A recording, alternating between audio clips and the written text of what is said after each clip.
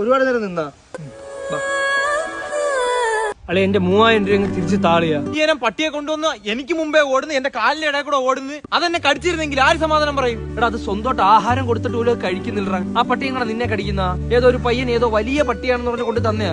ഇതിപ്പോൾ 15 സെന്റിമീറ്റർ അപ്പുറം വളരുന്നില്ല. അൺനെസസറി ടോക്കാണ്. എന്നാലും ഞാൻ പറയണേ, വീട്ടിൽ ഗസ്റ്റ് വന്നു. അപ്പൊ വാപ്പ പറഞ്ഞു അവർക്ക് ഫ്രൈഡ് ചിക്കൻ തിന്നാലേ ഇറങ്ങത്തുള്ളൂ. അങ്ങനെയാണ് നിന്റെ ഞാൻ പൈസ മേടിച്ചത്. 3000 രൂപയ്ക്കൊക്കെ ബ്രോഡ്സ് തിന്നാൻ അവരെന്താണത്? ദജ്ജാലുല്ലോ ആണോ? നീ ഒരു 2 ദിവസം ഗ്യാപ്പും കൂടെ എനിക്ക് തരൂ. 3000 രൂപ എന്നുള്ളത് 2500 ആക്കി ഞാൻ തരും. ഒരു 500 എന്തിയടാ? 500 ആ പട്ടി എന്നെ ഓടിച്ച എന്റെ ഹോസ്പിറ്റൽ ചെലവ്. ഈ പൂപ്പി നിന്നെ കടിച്ചെന്നാടാ?